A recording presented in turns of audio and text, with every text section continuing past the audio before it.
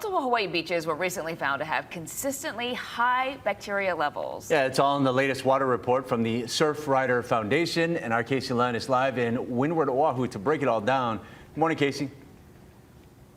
Yeah, aloha and good morning from Kaulu. And this is an area where people know when it rains really hard, all that runoff from the Kolau Mountains coming down through Kaulu Stream, it can get pretty brown here, dangerous and easy to know not to jump in during those days. But the new data from the Surfrider Foundation, their 2022 Clean Water Report, tells a little bit different story. Let's take a closer look at that data if we can.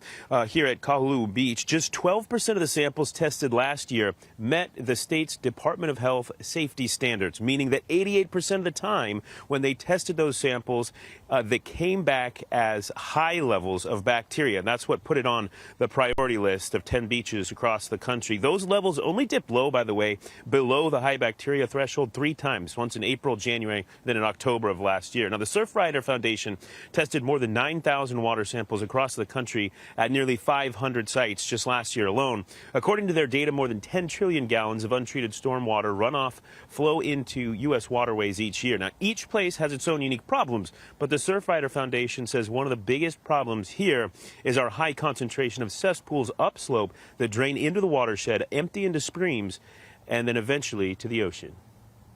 These are areas that are also very calm, so they're perfect places for children and for our kupuna to be able to recreate in. Of course, these are also very high areas of bacteria, so they're not safe. We don't want our family members to be swimming in these areas. So cesspools and, again, agriculture development being probably your two highest contributors.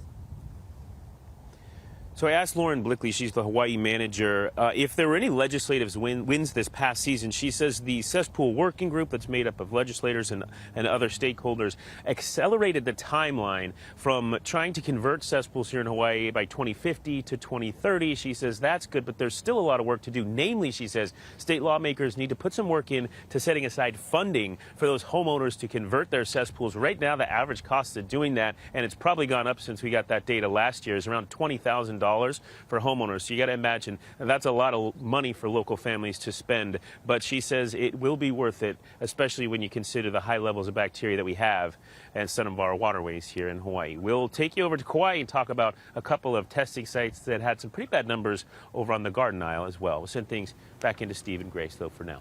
All right. Thanks, Kate.